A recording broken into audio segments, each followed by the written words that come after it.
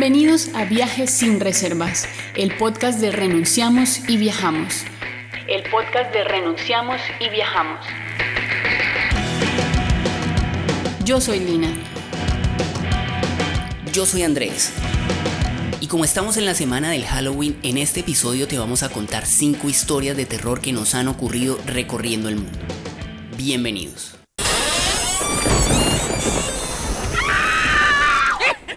Antes de empezar con estas historias que asustarían a cualquier viajero, queremos agradecer a nuestra comunidad de Patreons por sus aportes para que este y otros productos de Renunciamos y Viajamos sigan existiendo. Renunciamos y Viajamos es un proyecto nómada gratuito, libre e independiente, y así seguirá siendo gracias al apoyo de tantas personas que contribuyen para que cada semana podamos seguir realizando este podcast, pero también videos, libros, exposiciones fotográficas, guías de viaje e inspirando a miles de personas a que salgan a cumplir sus sueños. Te invitamos a que te unas a nuestro Patreon. Para agradecerte, hemos diseñado recompensas maravillosas como asesorías personalizadas para tus viajes o tus proyectos digitales, fotografías en alta calidad para que decores tus espacios, libros viajeros en español y en inglés, talleres de fotografía de viajes, créditos en nuestros videos y la posibilidad de tener acceso a este y otros productos antes de ser publicados.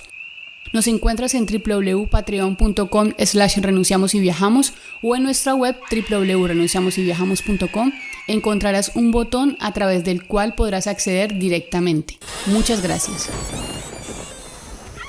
Bueno, Lina, le abrimos la puerta a este nuevo episodio de Viajes sin Reservas para contarles a nuestros oyentes unas cuantas historias terroríficas que nos ha tocado vivir en algunos momentos de este viaje tan largo que estamos haciendo por el mundo. Sí, André, pero aclaremos que no vamos a contar historias de espantos, ni de brujas, ni de ovnis, ni nada sobrenatural o de ultratumba. No. Aunque no son historias de espantos, para esta semana de Halloween hicimos una selección de algunos de esos momentos en los que nos hemos cagado del susto o nos hemos visto envueltos en situaciones en las que algo pudo haber salido muy pero muy mal y que sin duda también serían aterradoras para cualquier otro viajero.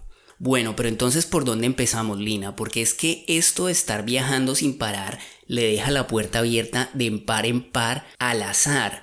Muchísimas veces uno no tiene el control de las situaciones y lo único que queda es seguir avanzando y esperar a que las cosas salgan bien. Y a veces uno se mueve por una línea muy delgadita, como caminando al borde de un abismo. Y en ese camino se ve envuelto en situaciones en las que definitivamente no le gustaría estar, pero que una vez uno las supera se van convirtiendo en historias de vida o por lo menos en anécdotas interesantes que le sirven a uno para armar un episodio de Halloween en un podcast de viajes. Uy, pero ahora que mencionas esas veces que uno deja situaciones al azar, me acuerdo de la vez que cruzamos la frontera entre Rumania y Moldavia.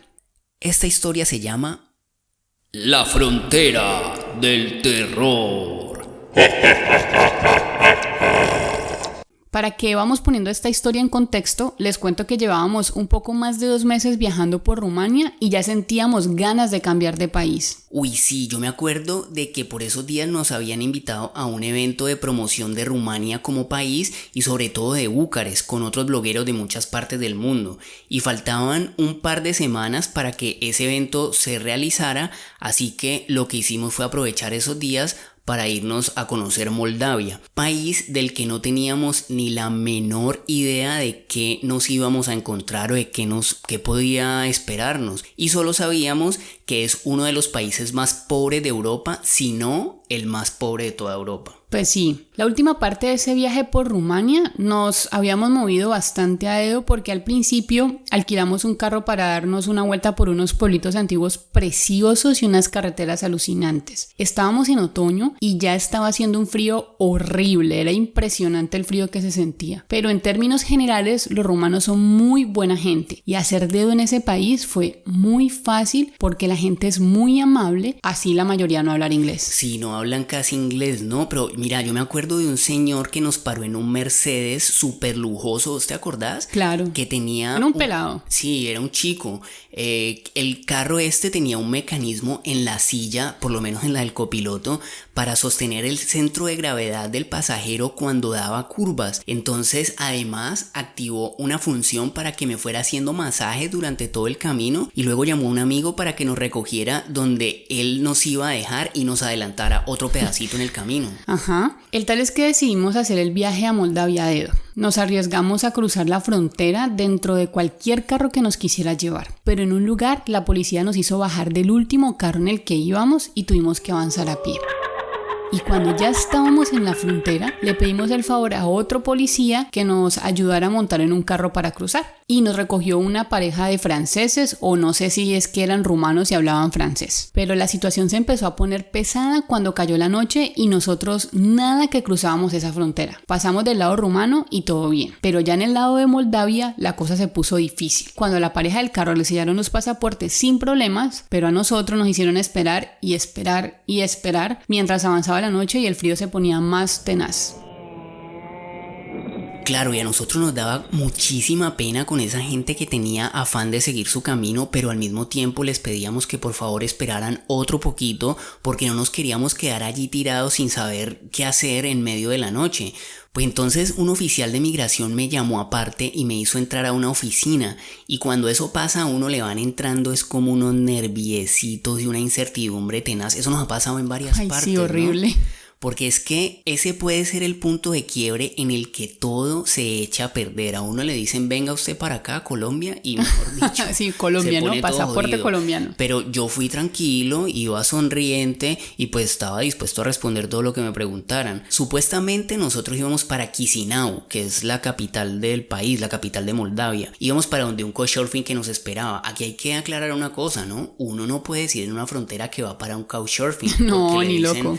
Porque le dicen que, mejor dicho, eso se puede complicar. Claro. Yo tenía la dirección y el teléfono de la persona y les dije que era que íbamos para donde un amigo que habíamos conocido en Rumania, que el tipo es moldavo y que nos invitó a pasar unos días en su casa y a conocer algo del país. Y eso me preguntaban que por qué había ido, que si era mi primera vez, y preguntaban otra vez lo mismo, y usted por qué viene acá, y esto que viene a hacer acá, que su país es muy lejos, usted cómo vino a parar acá. Y entonces resulta que Moldavia es muy famoso por el vino. Allá hacen muchísimo vino, incluso la gente tiene bodegas en las casas, tienen como sus propios destiladeros. Entonces le dije a los agentes de migración, pues de amigos, yo la verdad lo que quiero es empezar a tomar vino de Moldavia lo antes posible, si ustedes me dejan pasar, porque lo que me han dicho es que esto aquí hay el mejor vino del mundo. Y entonces estos manes empezaron a sonreír entre ellos y le entró como un orgullo y me daban la mano en señal de bienvenida hasta que sellaron los pasaportes y me dejaron pasar. Y entonces seguimos con los franceses del carrito. Nosotros seguíamos con la idea en mente de irnos hasta Chisinau, la capital. Así estuviera de noche, porque pues Moldavia es un país pequeño y creíamos inconscientemente o inocentemente que podíamos llegar. Pero la gente que nos llevaba no iba para allá. Y nos dejaron en una tienda en medio de la carretera que básicamente estaba en medio de la nada. Y allí fue donde la cosa se empezó a complicar. Allí es donde empieza la historia de terror, ¿no? Porque era literalmente en el medio de la nada. Hagan de cuenta una película de terror donde una pareja de muchachos mochileros se quedan tirados en medio de la noche en una tiendita y no pasaba transporte público. La tiendita estaba abierta cuando llegamos, pero cerraron al ratico que estábamos ahí esperando a ver si alguien pasaba, y lo único que quedó fue un vigilante gordísimo con un uniforme militar que nos hablaba en moldavo y nosotros pues no teníamos ni idea, no le entendíamos nada. Estiramos el dedo a ver qué pasaba, pero no paraba nadie y estábamos muriéndonos de frío. El frío allá era espantoso. Horrible, una situación terrible. No estábamos en invierno, pero el otoño estaba pegando durísimo, nos estábamos muriendo de frío. Los primeros que pararon eran unos muchachos en un carro destartalado y los tipos tenían una pinta que no nos hacía pensar en nada bueno, la verdad. Y nos dijeron que nos llevaban, pero que nos cobraban un montón de plata, pero era una cifra exagerada. La verdad no recuerdo la cifra, pero mejor dicho, nosotros dijimos no. Pero sinceramente, así me hubieran dicho, vea, móntese gratis, yo no me les monto, ellos estaban muy raros. Uy, sí, claro, es que hay veces en las que uno debe tener los instintos más alerta que nunca, así esté en una situación desesperada como la que estábamos nosotros en ese momento, porque el lugar estaba oscurísimo, todo nublado, un frío bajo cero, era una situación extrema. Estábamos cansadísimos porque habíamos pasado todo el día moviéndonos hacia la frontera, subiéndonos y bajándonos de un montón de carros, echando dedo, muertos de hambre porque llevábamos bastantes horas sin comer. y sin la posibilidad de movernos hacia ningún lado, porque volver a la frontera, que estaba más o menos caminable, cerca, era caminable. pero caminable pero lejos. Pues sí, más o menos. Y con esas mochilas y con ese frío y con esa oscuridad era básicamente no difícil. Caminable. Sí. Volver era arriesgarnos a de pronto tener un problema con la policía. Y caminar, pues nada, no la tomamos como una opción. Pero aún así decidimos no montarnos con esos locos y esperar a ver a que algo mejor pasara, a que llegara una mejor opción. Pero vos hasta lloraste, ¿no? Pues siempre. Siempre en ese tipo de situaciones es incontrolable para mí no llorar. Porque es que la noche no es una muy buena amiga cuando uno está en esa No, circunstancia. para nada. Yo estaba muy desesperada, yo me sentía re mal, pero ni loca me le montaba a esos tipos, la verdad. El tal fue que esperamos como unas 2 horas y las esperanzas de que algo pasara cada vez eran menores. Yo creo que nos iba a tocar dormir en esa tienda. Yo me acuerdo que yo te decía, ve, fresca, ya verás que algo va a pasar. Siempre digo lo mismo. Siempre la misma vaina. Siempre confío en que algo va a pasar y bueno, y siempre resulta pasando algo. De alguna forma tenemos que salir de aquí, pero cuando uno dice eso 1000 veces y la situación se demora y no aparece una solución, pues ya le va entrando a uno como el desespero, claro, ¿no? Como un claro, miedito. Claro, es que el desespero en medio de estas situaciones lo hace olvidar a uno de que sí, de que efectivamente siempre pasa algo para sacarlo a uno de la mala. Hasta que nos llegó El Salvador. Nos frenó al lado de una van, una buseta muy linda, nuevecita y venía vacía. Y sí, la venía conduciendo un muchacho, pero adivinen qué. El muchacho no tenía cabeza. Tan bobo, Andrés, vos tan bobo. No, pero sí había algo terrorífico en el asunto. Bueno, nosotros nos montamos y la historia de terror era que el man venía oyendo reggaetón. Ay, no. A todo volumen. Reggaetón en Moldavia, reggaetón latino en español. Sí, en español. A todo volumen. Y no era porque nosotros nos hubiéramos montado y le hubiéramos dicho que éramos colombianos. Él ya venía oyendo eso. Pero la parte terrorífica también era que, aparte del reggaetón, el hombre manejaba rapidísimo y estaba muy concentradito en su celular buscando las canciones de su perreo mientras seguía manejando, ¿no? Eso es terrible. Pero resulta que elegimos a este chico que no hablaba casi nada de inglés, que si nos acercaba, que nos sacara de ahí para donde sea, que nos dejara por ahí en un hotel, pero que fuera barato. Y eso anduvimos, pero no se imaginan cuánto ese muchacho manejaba y manejaba. Atravesamos unos bosques oscurísimos. Esas carreteras de Moldavia son estrechísimas, oscuras, sin ni una luz. Y malísimas, nada. ¿no? Horrible, mucho hueco. Y nada de pueblito, nada, no se veía nada, ninguna casa, nada. Mejor dicho, nos habíamos quedado varados, era literalmente en medio de la nada. Allí nos empezamos a dar cuenta qué tan lejos estábamos y qué tanto habíamos metido la pata de estar cruzando esa frontera a esa hora, ¿no? Y anduvimos como más de 1 hora hasta que el hombre paró en un hotel en medio de la carretera. Así como la tiendita donde estábamos echando dedo estaba en medio de la nada. Así apareció el hotel. Sí, este hotel también, hay un edificio en medio de la carretera. Y entonces nosotros le dijimos que se bajara por favor y que negociara el precio por los dos y el hombre nos ayudó, se bajó, hizo. Hasta llamaron al dueño del hotel que no estaba en ese momento para que nos dejara una habitación barata. Pagamos como $15 por la noche, ¿no? Sí, más o menos. Y la habitación estaba buena, tenía calefacción para sacarnos básicamente el hielo que teníamos encima porque estábamos congelados, agüita caliente, unas cobijas riquísimas para dormir, pero no tenía internet, ¿no? No. Igual nada, lo que necesitábamos era nada, descansar. Sí. Entonces ahí ya nos salvamos, no era sino cuestión de esperar a que saliera el sol para seguir el camino. ¿Te acordás al otro día lo chistoso de la historia? Pues claro, ¿cómo no me voy a acordar? Nosotros salimos con las maletas ahí en la puertica del hotel que quedaba en plena carretera y empezamos a hacer dedo. Y el dueño del hotel se nos paró al lado. Era un viejito pues amable, pero él no hablaba nada de inglés, solo nos hablaba en moldavo y en ruso. Y nosotros como diciéndole, señor, por favor no se pare aquí con nosotros porque si no, no nos va a parar nadie. Y el señor no entendía nada. Luego se entró y llegó con un teléfono y te lo pasó. Sí, era la hija del señor, llamó a la hija que sí hablaba inglés para decirme. Entonces la señora decía que si queríamos que nos llamaban un taxi para llevarnos a otra ciudad o a una estación de buses, que dejáramos de echar dedo en Moldavia, que eso ahí nadie para, que eso allá no se usa, que eso ahí no existe. Y yo le decía, no señora, muchas gracias, vea, nosotros el favor que me puede hacer es decirle a su papá que se entre y que nos deje aquí tranquilos con las mochilas y verá que ahí sí nos van a recoger. Y ella que no, que eso en Moldavia no pasa y que no. Y yo que sí, hombre, que tranquila, que esperiera que apenas su papá se entre, alguien para. Y el viejito cogió el celular, escuchó, nos puso una cara como de... Se volteó y se fue. Y pasaron como unos 2 minutos y ya estábamos montados en otro carro que hasta el conductor nos llevó a desayunar. Esa sí fue una historia de súper terror. Ahora que la cuento me acuerdo y me da cosa otra vez, te digo. Pero a la vez me emociona meterle esa descarga de alto voltaje a la vida. Una pausa y ya regresamos. Nos han preguntado mucho cómo pueden ayudar a este proyecto. Pues la mejor forma que tienen de hacerlo es regar la voz y contarles a sus familiares, amigos y compañeros que Renunciamos y Viajamos tiene un podcast, que hay una pareja de colombianos cumpliendo su sueño de dar la vuelta al mundo y viven viajando y están contando historias en este medio. Si les gusta este podcast, ayúdenos a compartir y cuéntenles a todos que es buenísimo. Y si les interesa pautar en este programa, por favor contáctenos en cualquiera de nuestras redes sociales. Nos encuentran como Renunciamos y Viajamos en Instagram y Facebook. Muchas gracias. Bueno, ¿con cuál historia loca de terror viajera seguimos? Te tengo una loquísima que nos pasó en pleno Mundial de Rusia. ¿Ya te imaginas cuál es? Sí, claro, cómo no, está tenaz. Esta historia se llama Una noche en el manicomio.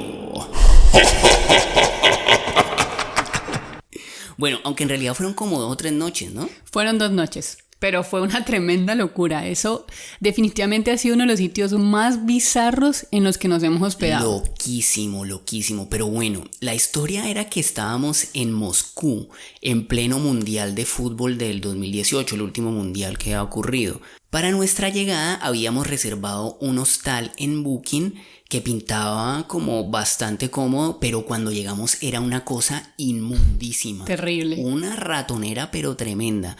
Era como un apartamento estrechísimo, estos apartamentos soviéticos viejísimos, en el 4º piso de un edificio en un barrio súper refundido en medio de esa ciudad tan inmensa que es Moscú. Cuando llegamos fue tremendo bajón porque nos acomodaron en unos catres espantosos, incómodos y con un montón de rusos en la misma habitación, gente fumando en el cuarto. Eso parecía más como un centro de rehabilitación de drogadictos, ¿no? Sí, era horrible. Eso parecía una cosa horrible más que un hostal. Y entonces le dijimos a la dueña, no, papá, ¿qué le pasa? Nosotros ya pagamos y nos habían ofrecido otra cosa, así que o nos cambia de habitación, por lo menos, o nos devolver la plata, pues. Y tanto peleamos hasta que nos dieron otra habitación más decente que compartíamos con otros 4 mochileros que también era por el mundial y también se estaban quejando de que les tocó pelear, estaban contando la misma historia, pero el ambiente no era tan bueno que digamos, así que al final decidimos cambiarnos. Pero no crean que la historia de terror es esta, no, apenas esta está empezando. La cosa es que en un mundial de fútbol la demanda de hospedaje sube muchísimo porque se reúne gente de todo el mundo al mismo tiempo y eso causa que los precios también se suban demasiado. Así que buscamos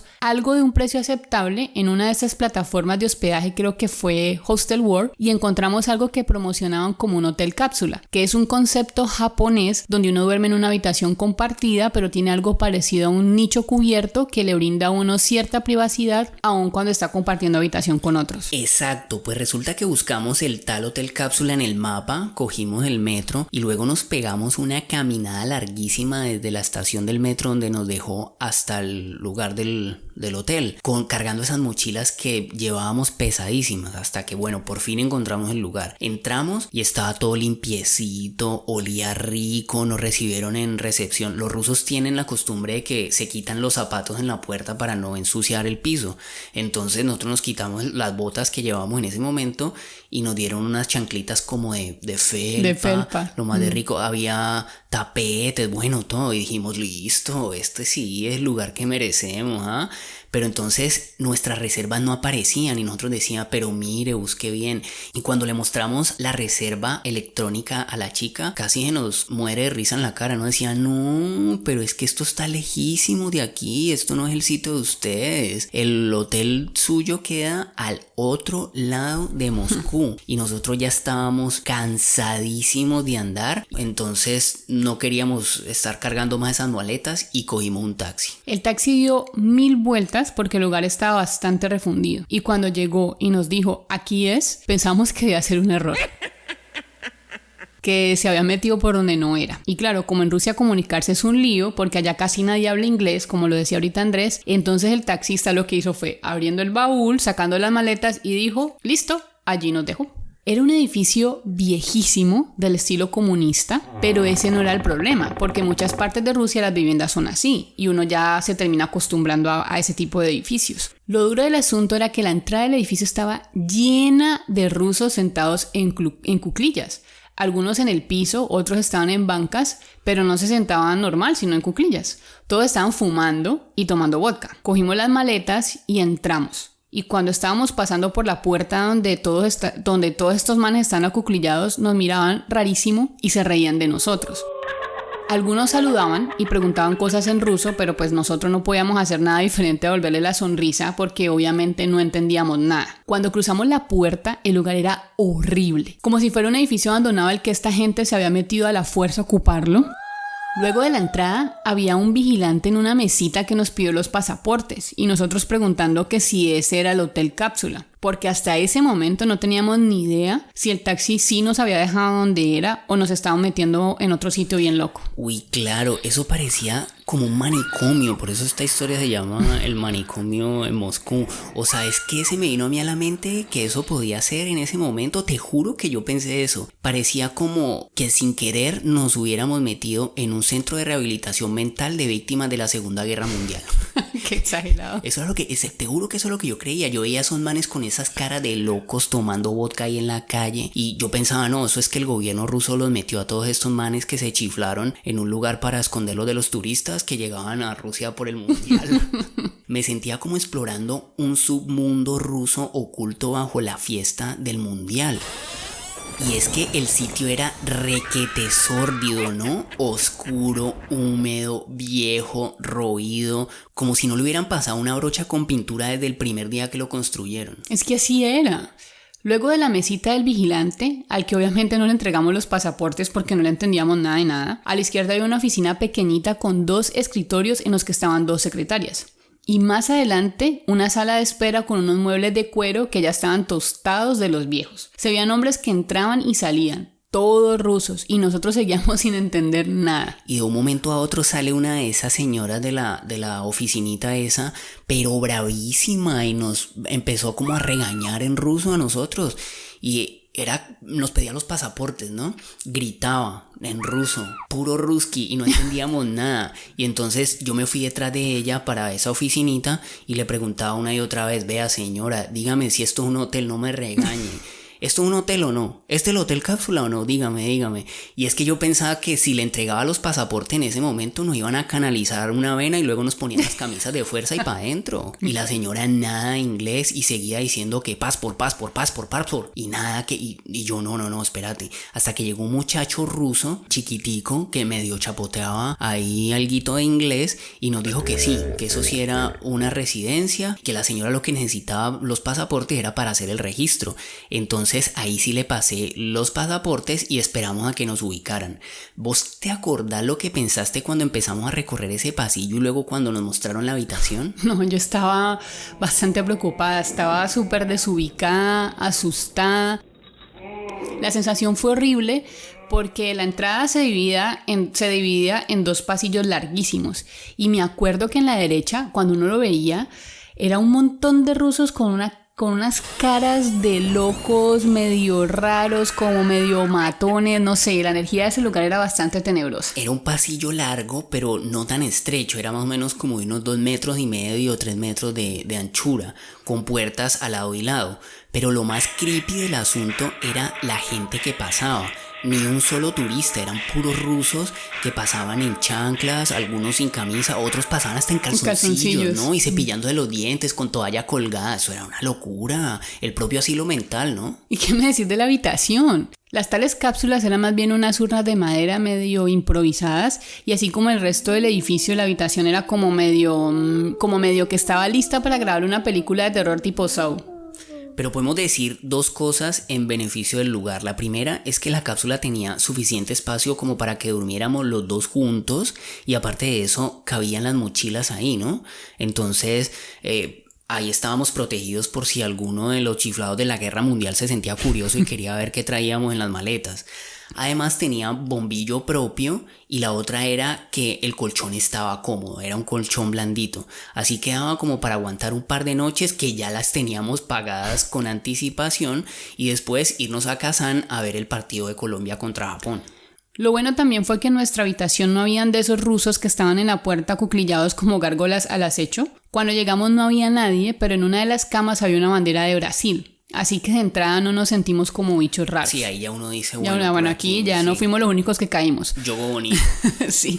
Luego llegaron 2 argentinos y 2 colombianos. A todos les habían cancelado la reserva desde sus hoteles o los habían sacado como a nosotros y encontraron ese lugar como una emergencia. Entonces ya sabíamos que entre viajeros por lo menos tenemos tema de qué hablar. Hablamos en español y cualquier cosa nos cuidamos entre todos. Entonces pasamos esas 2 noches y San se acabó. Y uno se toma un par de boquitas y llega más o menos medio inconsciente sí, y no le da tan ya no pasa nada. Pero definitivamente esa historia sí fue de terror puro. Bueno, listo. Sigamos a ver qué otra historia alcanzamos a contar de estas historias macabras terroríficas que nos han pasado en medio de los viajes.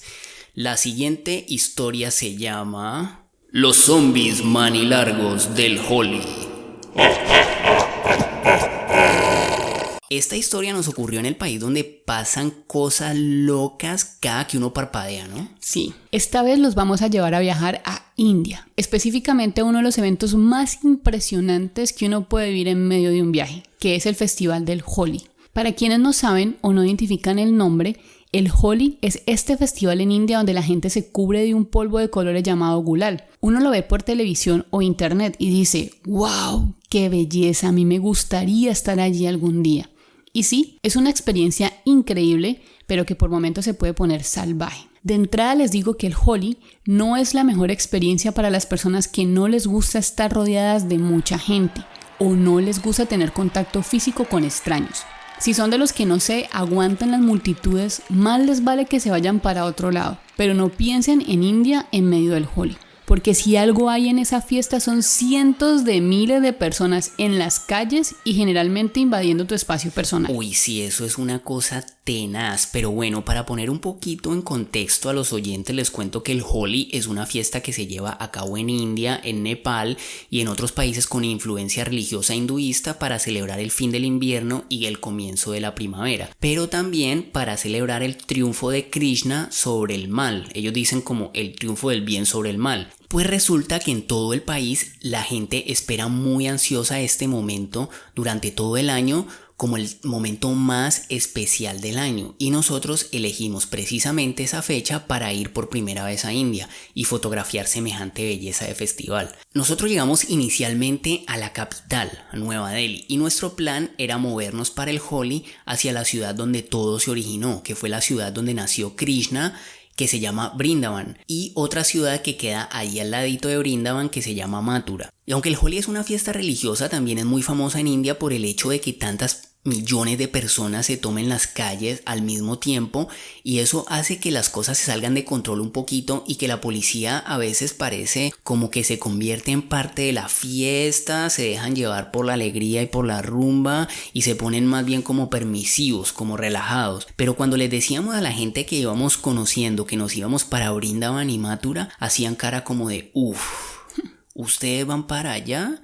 Eso allá es pesado, ¿no? Eso allá es como heavy. Y nosotros, pues muy inocentes, les decíamos, sí, es que allá están los templos de Krishna y allá nació el viejo Krishna, entonces para allá nos queremos ir a vivirlo allá en donde está de verdad la movida. Porque además muchísima gente del país hace un peregrinaje para ir a ver a Krishna en su lugar de nacimiento y en la ciudad donde creció, y esa es una movida cultural que a nosotros se nos pintaba muy interesante. Y pues sí, luego de un viaje como de 5 horas en tren llegamos a Brindavan. Sí, había mucha gente y muchas visitas a los templos, muchísima gente moviéndose de templo en templo, pero faltaban 2 días para que toda esta locura de los colores empezara. Así que nosotros hacíamos parte de la masa de gente que iba de templo en templo, y eso sí, teníamos que decir que esos templos son de una belleza que a uno le vuela la cabeza. Bueno, no es que uno entienda muchísimo sobre el hinduismo, ¿no?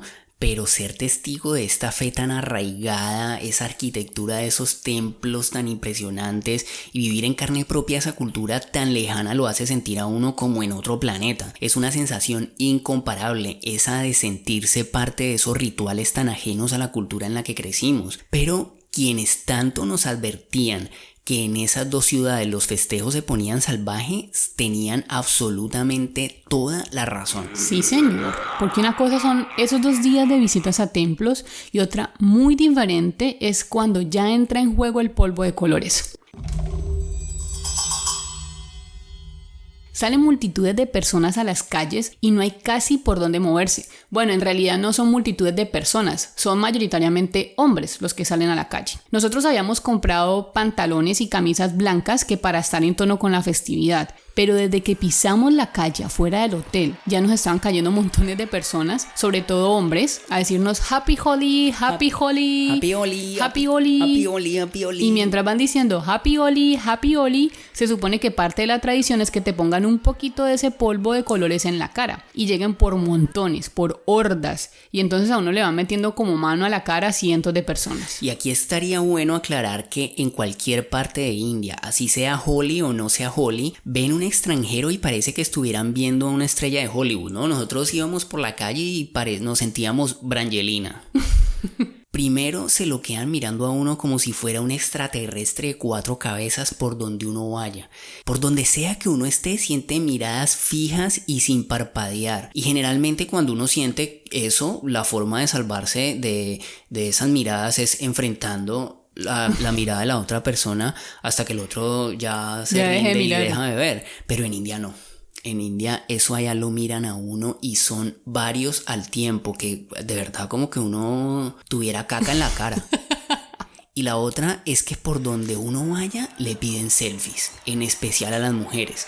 Entonces cuando íbamos caminando por cualquier lugar caían un montón de tipos a decir selfie, selfie, selfie, selfie, my friend, selfie, selfie. Y al principio uno trata de ser amable y pues bueno, anda, dale, tómate tu selfie. Pero después fuimos pillando que nos pedían selfie a los dos y a mí me iban como empujando hacia un lado para sacarme la foto, y tomarse una foto era con Lina. Y quién sabe, Lina, todos esos manes que se tomaron esas fotos con vos, ¿qué habrán hecho con tu imagen? ¿En qué habrá ido a parar tu cara? Fijo, la suben en las redes sociales diciendo, oh mi amor, qué hermosa noche la que pasamos anoche. O cuando el amor llega así de esa manera, uno no se da ni cuenta. O que nuestro amor perdure a pesar de la distancia. No voy a aguantar cuando te regreses a tu país. Ni idea, pero los indios son como zombies que en vez de cerebros permanecen vivos, es a punta de selfies, ¿no? Y justamente como zombies nos empezaron a caer con su cuento del Happy Holi y después del Happy Holi con su selfie, selfie, selfie. La primera vez que pasó nos rodearon como 10 y luego de pedirnos selfie sacaron a Andrés, y cuando se estaban tomando la foto conmigo sentí que me agarraron una nalga. Y yo tenía el palo de selfie de la GoPro en la mano y empecé a gritar como una loca en español: ¡hijueputas! ¿Qué les pasa? ¡Respeten! Y goleaba ese palo tratando de darle a cualquiera que se me atravesara. Y apenas esos tipos me vieron así de brava, de iracunda, se perdieron de una. Arrancaron a correr. Yo de lejitos estaba viendo cómo Lina se defendía como un samurái, boleando ese palo de selfie para todo lado y gritando groserías, insultos como una loca. Pero la cosa se fue repitiendo una y otra vez, y entonces la fiesta por la que habíamos atravesado el mundo para llegar a la India se fue convirtiendo en un problema, porque ya no estábamos tan preocupados por disfrutar y aprender de la nueva cultura, sino de cuidar nuestra integridad. Claro, es que mucha gente nos había dicho que la mejor forma de vivir el Holi era en una fiesta privada. Entonces, en la terraza hay un hotel, hay un DJ, hay comida, cerveza y trago y gulal para que uno se lance. Todo para evitar que ocurran situaciones como las que estamos contando. No, pero eso ¿para qué? No, una fiesta de esa, ¿eso para qué? Eso es una pantomima, una payasada. Yo creo que no se le acerca ni 5 a la realidad de lo que es una fiesta como el Holi. Para eso me voy para mi casa y me inscribo en una carrera de esas de gomelos que corren 2 kilómetros y llegan a la meta todos pintados y postean fotos en las redes sociales mordiendo una medalla, pintorreteados diciendo que corrieron el Color Run. El Color Run. El Color Run. Pues nosotros lo que queríamos era un acercamiento a la realidad, pero este acoso contra las mujeres nos sobrepasó. Bueno, a mí me sobrepasó, porque no fui solo yo, ¿no? Cada vez que conocíamos a un extranjero y sobre todo a una extranjera, nos contaban que les habían mandado la mano o los habían acosado de alguna manera. Incluso una vez estábamos en Mátura con varios extranjeros que armamos un grupo como para compartir nuestras desgracias y mientras nos tomamos una foto vimos como un niñito como de unos 8 años le agarró la teta a una chica y arrancó a correr. Claro, es que yo me acuerdo, eso fue tenaz. Pero ya la cosa se puso fea sin querer queriendo cuando yo estallé de rabia y casi me armo una pelea. Y es que perder el control en una situación de esas donde somos extranjeros, no conocemos a nadie y estamos solos en contra de muchísima gente que obviamente se van a defender entre ellos, es un error que puede resultar bastante mal, ¿no? Bastante mal, sí. Resulta que estábamos entrando a un templo donde estaban celebrando el Holi, por supuesto, con muchísimos colores y muchísima música. Yo me acuerdo que cuando llegamos fue atraídos por unos tambores que estaban sonando chéverísimo y mucha gente como muy eufórica. Cuando estábamos subiendo las escaleras para llegar al templo, escucho otra vez a Lina que pega un grito y me dice: "Este hijo de puta me agarró la nalga". Y ahí ya yo perdí el control y al muchacho que le había agarrado la nalga ya no aguanté más, lo cogí del cuello y lo azoté contra la puerta del templo y lo estaba ahorcando. Y el man lo único que decía era sorry. Y ya estaba el man ahorcadísimo y yo estaba súper bravo. La gente me decía: "Vea, ¿qué pasa? Y yo a los gritos ahí sí hablando en inglés. Era: "Vea, que no saben respetar o qué. Ustedes saben que aquí se aprovechan de este gentío para manosear a las extranjeras y no hacen nada". Y de pronto como que en un segundo me iluminó Krishna y caí en cuenta del problema, de lo que podía pasar ahí en esa situación. Entonces solté al man, él arrancó a correr y se fue y agarré a Lina de la mano y seguimos subiendo hacia el templo y estuvo bueno ahí arriba, pero pues uno sigue con ese sinsabor y con esa sensación de rabia que al final no deja que la experiencia se viva como uno quisiera. Y encima de todo uno tenía que estar pendiente porque las calles están llenas de monos esperando la oportunidad para robarle a uno. Se roban los bolsos, las cámaras, le arrancan las gafas de la cara a la gente. Y habían estampidas de vacas, desfile de camellos y hasta vimos una gente sacando un cadáver de una señora en una camilla improvisada con unas tablitas y unas telas, ¿no? ¿Te acordás? Claro que me acuerdo. Que íbamos por ahí caminando y el muerto nos va pasando por encima. Sí, y aparte son las calles llenas de agua, llenas de mierda y un gentío impresionante. Pero bueno, todo eso digamos que hace parte de la experiencia y uno hasta se lo puede aguantar y hasta lo disfruta. Pero que lo acosen a uno definitivamente nada que ver. Y durante todo ese pa' allá y pa' acá conocimos a una familia de italianos que ya eran unos señores mayores, ¿no? Que eran como entre familia y amigos y nos pegamos a ellos como para no estar tan solos y con ellos alquilamos como un barquito y nos fuimos a navegar por el río Yampura un rato, a mirar todo el alboroto como desde el río, desde el barquito que estaba impulsado a remo por un muchacho.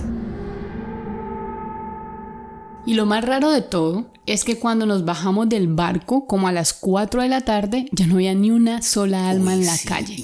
Era como si una fuerza sobrenatural hubiera borrado todo ese gentío y ese alboroto de un solo soplido. Increíble, nos fuimos caminando desde donde nos dejó el barco hasta un lugar donde buscar un tuk-tuk que nos llevara de vuelta hasta el hotel en Brindavan y lo único que veíamos eran monos saltando entre los cables de la luz, ríos de agua con colores del gulal que corrían como el resultado de la cantidad de agua que se habían lanzado, vacas pintadas escarbando en la basura y perros raquíticos tratando de coger algo de lo que le dejaban las vacas y los monos.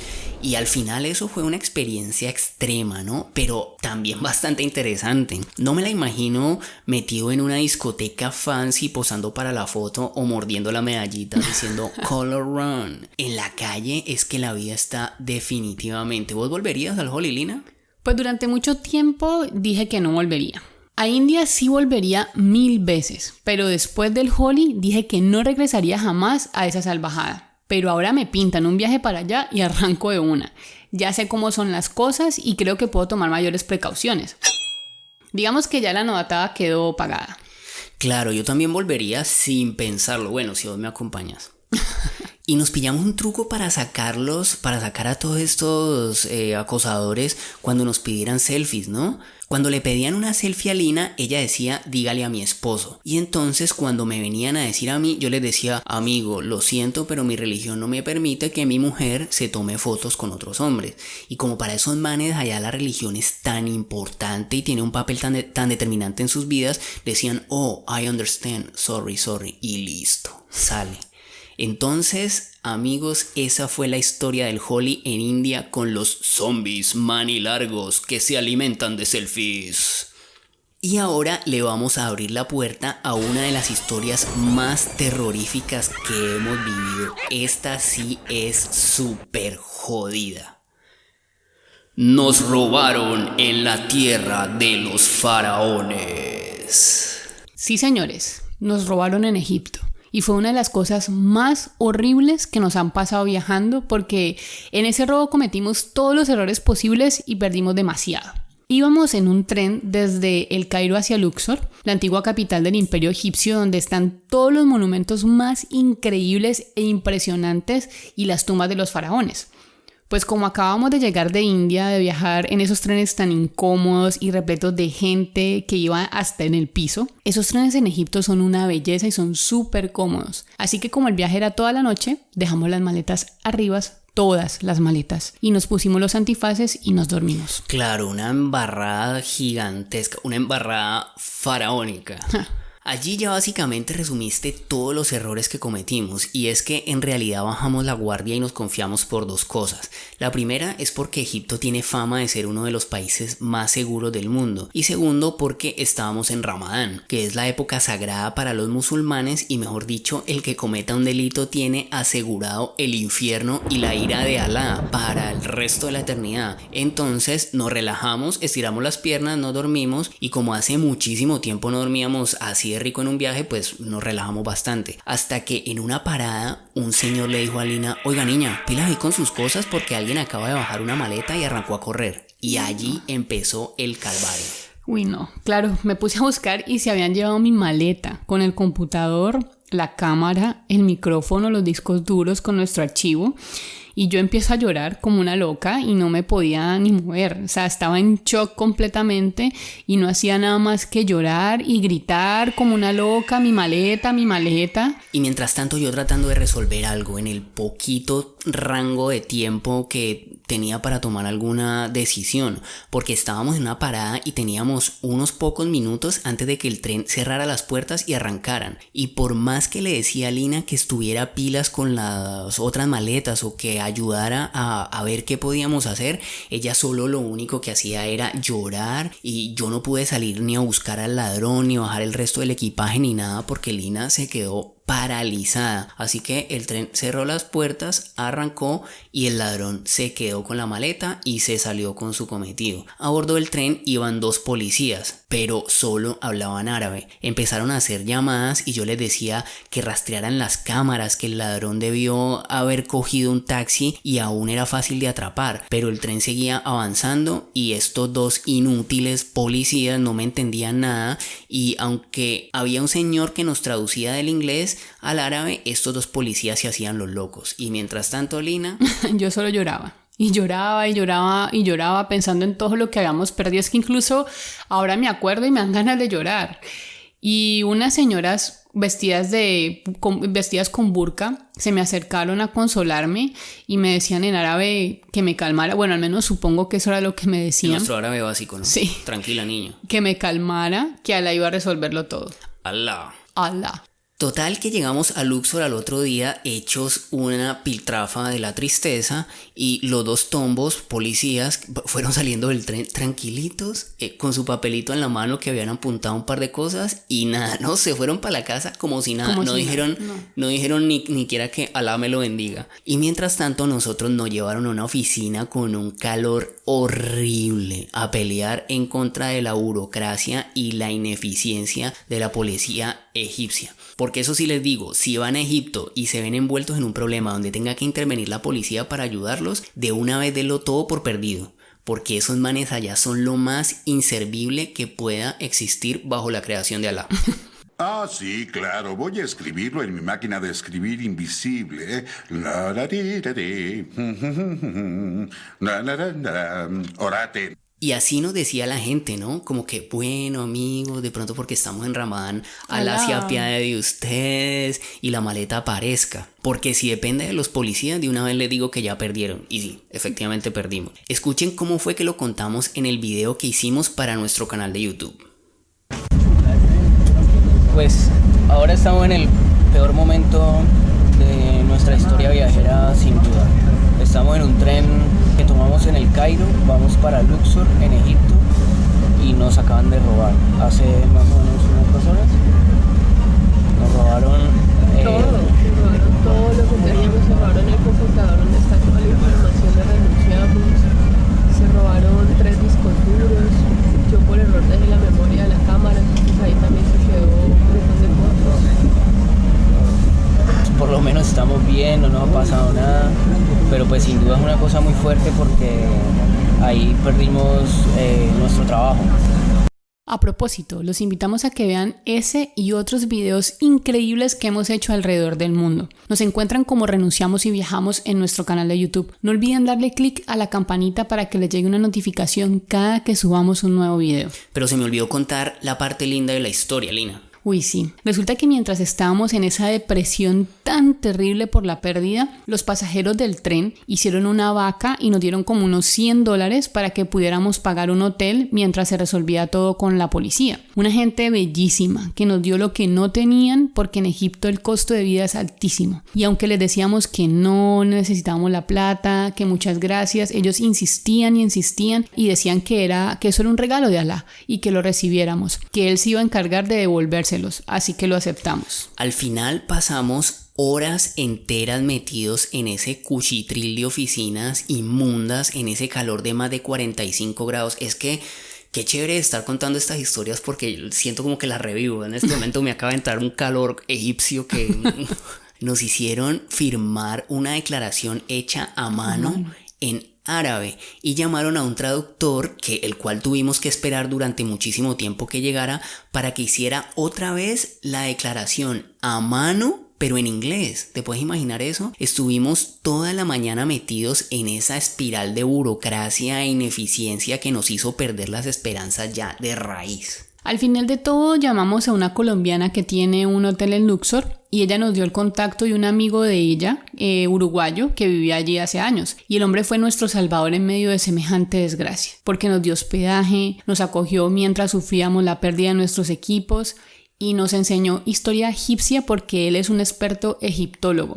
Un saludo y un abrazo a Paola y a Ernesto por ser nuestros ángeles salvadores en ese momento tan crítico. Y como era de esperarse, la policía no volvió a aparecer y las cosas se quedaron así. Y nosotros, como les decimos siempre y como para que no se quede esto en un puro bla bla bla, pues por más que una situación sea dura y por más que sea dolorosa, si la solución no está en nuestras manos, tenemos que dejarla ir y continuar la vida aún en medio de la tristeza. Y eso fue lo que tratamos de hacer. Sí, eso hicimos. Ya un par de días estábamos visitando templos y tumbas de faraones y nos fuimos hasta Abu Simbel, pero aún no nos acordamos de esa pérdida y por lo menos a mí se me arruga el alma, sobre todo por todo el trabajo y todo el material que se nos perdió. Claro, a mí también me duele muchísimo todavía porque en realidad los equipos se reponen, ¿no? A uno se le daña algo material, lo único que hay entre la distancia para volverlo a recuperar es dinero. y el dinero es renovable en la medida en que uno se lo proponga, pero el trabajo y el archivo, eso es imposible de recuperar. Así uno vaya a los mismos lugares, no va a registrar todos con los mismos ojos ni de la misma manera. Así que esta historia lastimosamente no tuvo un final feliz. Pero seguro ustedes dirán, bueno, y estos que viajan tanto y que son tan duros y tan experimentados, ¿y cómo van a cometer semejante error tan infantil? Pues sí. Dimos papaya. Pues sí, cuando uno está viviendo 100% en el camino es muy difícil mantener la guardia en alto el 100% del tiempo. Cometimos errores que vistos con la lente del tiempo, con el retrovisor, pues vemos que se podían evitar, pero así pasaron las cosas y ya no hay nada que hacer. Mejor vamos a cerrar este episodio con otra historia que sí fue bien escabrosa al principio, pero que finalmente tuvo un mejor final que esta de Egipto, y también tuvo que ver con musulmanes. ¿Te acuerdas, Lina? Claro que sí. Esto nos pasó en Turquía, también haciendo dedo. Esta historia se llama Alerta, islamistas en el camino. Hace una versión tuya de bruja, de risa de bruja o de algo, Lina. No me dejes solo en este ridículo. Se trata de un día en que nos metimos en la sin salida echando dedo en Turquía, como ya lo contaste. Contaos cómo fue esta vuelta, para que esta sí es bien interesante. Sí, estuvo muy buena. Bueno, nosotros estábamos echando dedo desde Kuchadasi hacia Selçuk, en la costa turca del Mar Egeo. Acabamos de salir de nuestro couchsurfing y apenas nos paramos en la carretera paró el primer carro que pasaba. Era todo un récord. Bueno, de hecho en Turquía hacer dedo es siempre un récord. No fue muy bien. Sí, este fue el primer récord en nuestra historia como autoestopistas, porque ni siquiera nos habíamos descolgado las mochilas y ya nos estaban parando. Obvio, el carro paró más adelantico de donde nosotros estábamos y como siempre salimos corriendo a alcanzarlo. Esta vez me acerqué yo y les dije a las personas que iban en el carro para dónde íbamos. Dijeron que no iban para allá, pero que nos acercaban bastante en el camino, así que ese aventón nos servía muchísimo y nos subimos. El carro era pequeñito, de esos de 2 puertas, y el copiloto se tuvo que bajar para que nosotros entráramos. Eran 2 hombres los que iban en el carro, vestidos completamente de negro y con la característica principal de que tenían barbas larguísimas. Claro, y Turquía es un país donde la mayoría de la población es musulmana y uno sabe que esas barbas tan largotas tienen un significado religioso y que justamente el Islam es lo más importante en la vida de esos hombres que tienen esas pintas. Pues estos 2 barbudos no hablaban un inglés como muy fluido que digamos. El que más hablaba era el copiloto, un gordito, y eso que medio chapoteado el inglés. Para romper el hielo nos hicieron las preguntas de siempre. Que de dónde somos y que si estamos de vacaciones en Turquía y que si nos ha gustado el país. Pero venía a ver, eso de decir que nos hicieron las preguntas de rigor es medio mentira y medio verdad. Porque la verdad es que solo te las hicieron a vos y en todo el camino solo te hablaron a vos. A mí ni siquiera me determinaron. Incluso cada que querían saber mi opinión sobre algo te la preguntaban a vos, como si yo fuera un objeto más dentro de tus pertenencias. Qué buenos muchachos, ¿no? Claro, es que estos musulmanes radicales tienen dentro de sus normas de vida no hablarle a las mujeres de otros. Entonces su cultura dice que por respeto a mí no te deben hablar directamente a vos, sino que si quieren saber algo de tu opinión o lo que sea, me lo tienen que preguntar a mí. Y obviamente esto es una situación muy incómoda y súper machista, pero pues así sea muy chocante, uno la entiende y se lo toma como una experiencia más. A veces uno viaja es para vivir este tipo de cosas y no para cambiar los desacuerdos que tiene con las cosas que no le gustan del mundo, ¿no? ¿No te parece? Pues sí, pero pues que siendo una mujer no deja de dar rabia ese tipo de cosas. Claro, por supuesto. Pero bueno, entonces los manes me preguntan que si me gusta el fútbol. Y dicen Córdoba. Ya le habíamos dicho que éramos de Colombia, ¿no? Dicen Córdoba. Y yo de una me pillé que están hablando de Oscar Córdoba, el ex arquero de la América de Cali, de Boca Juniors y de la Selección Colombia, que también tapó para el Beşiktaş de Turquía, que es el rival directo del Galatasaray, que es el equipo donde hoy juega Radamel Falcao. Entonces así pasamos los primeros kilómetros del viaje hablando de fútbol y riéndonos de lo poquito que nos entendíamos, porque ellos más bien medio poquito inglés, ¿no? Tocaba medio adivinado. Hasta que lanzaron la pregunta más difícil que le pueden hacer a uno en un país musulmán. Y mucho más si los que la hacen son 2 ultra radicales como estos 2 barbudos.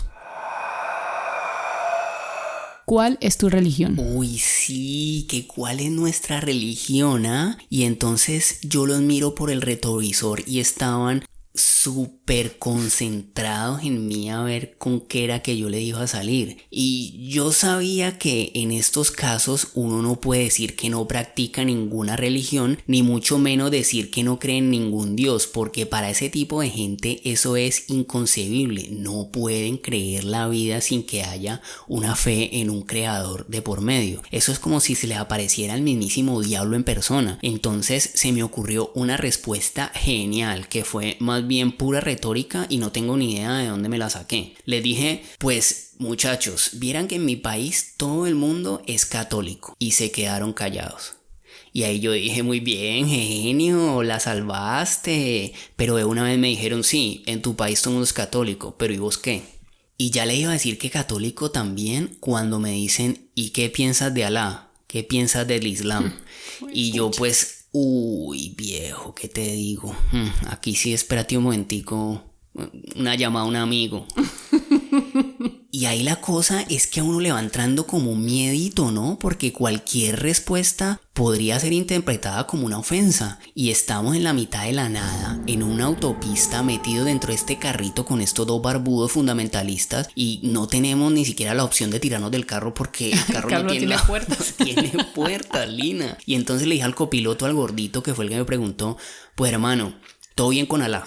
Por lo menos me gusta muchísimo el llamado a la oración en las mezquitas, que aquí en Turquía es hermosísimo, es el más lindo de los que hemos escuchado en algún otro país musulmán, ¿no, Lina? Uy, sí, de verdad es preciosa, a mí me encanta. Pero la situación se iba poniendo tensa, ¿no? No sabíamos cómo se estaban tomando las respuestas estos dos personajes. Y se puso más duro cuando dijeron lo siguiente. Ay, cuando ese gordito copiloto se voltea y me mira a los ojos y me lanza semejante bomba que fue pero frío, pero bueno, una bomba en forma de pregunta, ¿no? Me dice, I want you be a Muslim.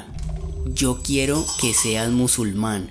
Y yo ahí pensé, listo papá, hasta aquí fue. Se me acabó la labia, ahora no tengo nada más que decir, me va a tocar prepararme para volar por los aires. Y entonces el man empezó a hablar del Corán, parece como si Alá lo estuviera ayudando, y ahí mismo en el camino empezó a mejorar el inglés y decía lo de siempre cuando un religioso quiere adoctrinar a otro, que Alá es una chimba y que me convenía pasarme a su equipo porque era lo último en guaracha. Y obvio todo en singular, ¿no? Porque seguro daban por sentado de que si te convertían a vos me ibas a obligar a mí. Claro, a vos y a las otras 3 que me consideran, ¿no? Porque si me paso al Islam, tengo derecho a 4 mujeres. Sí, claro, acepté. Bueno, el tal fue que el man me iba echando su rollo y me iba preguntando, pero bueno, entonces ¿qué? ¿Si vas a ser musulmán o no? Y entonces yo le dije, bueno, pues hermano, está como buena la oferta, está como tentador. Ahora que nos dejes sanos y salvo en algún lugar, yo lo empiezo a meditar. Pero al final los tipos resultaron ser súper amables, buena gente. Esto nunca nos lo tomamos como un interrogatorio inquisidor, ¿no? Aquí les estamos contando esto y estamos haciendo chistes, y esto es sobre todo para como reflexionar que uno viaja muy cargado de prejuicios y de que muchos el mismo paradigmas. camino, el mismo camino le va enseñando a uno que lo que el mundo está es lleno de gente buena, así pues como todos los turcos que conocimos en el camino, sin importar qué tipo de religión profesaran o cuáles fueran sus prácticas de vida, siempre gente buena en el camino. Incluso ellos nos terminaron dejando más cerca del lugar del lugar que nos habían dicho inicialmente. Así les tocara desviarse un poquito de su ruta original.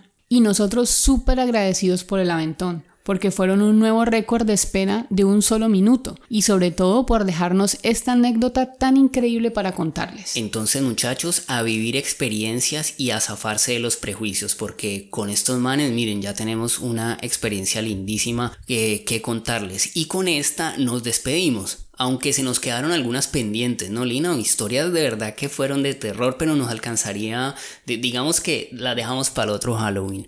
Como la vez que no nos dejaron cruzar de México a Estados Unidos, que esa está contada en nuestro libro. Otra que también está en el libro es la vez que estuvimos en medio de una alerta de tsunami en Nicaragua. O cuando nos quedamos tirados en medio de la nada en España, viajando desde Madrid a Córdoba a dedo para ir a un concierto de Esa Saxon. fue tremendísima, lágrimas y todo de por medio, Sí, ¿no? como siempre. Bueno, por lo menos podemos decir que le hemos metido emoción a la vida y eso es lo más importante. Desde ya, muchas gracias por ayudarnos a compartir este y todos los episodios que se vienen. Es la única forma que tenemos de llegarles a más personas como tú y de hacer crecer este y todos los proyectos asociados a Renunciamos y Viajamos. Acuérdate de etiquetarnos cuando compartas y así te podemos repostear. Y claro, si te gusta nuestro trabajo, por favor considera apoyarnos en Patreon, que tenemos muchas recompensas lindas y contenidos exclusivos para nuestros mecenas. Así vamos cerrando este episodio de Viajes sin Reservas, no sin antes recordarles que pueden seguir este podcast en su plataforma favorita. Estaremos cada semana los días jueves, estamos publicando un nuevo episodio en Spotify, Apple Podcast, Google Podcast, iVoox o en tu proveedor de podcast favorito. Pueden también escucharnos este y todos los demás episodios en www.renunciamosyviajamos.com y en nuestro canal de YouTube Renunciamos y Viajamos. También los esperamos en Instagram, Facebook, Twitter, Pinterest y YouTube. Dejen un comentario, propongan un tema que quisieran escuchar en los siguientes programas o dejen un mensaje que por allí siempre respondemos. Nos encuentran como Renunciamos y Viajamos en todas las redes. La música original de este podcast es de nuestros grandes amigos del Psicópata Billy. Muchas gracias por acompañarnos en este viaje sin reservas y recuerda que la vida es hoy mismo, así que no dejes para mañana lo que puedes viajar hoy. Chao.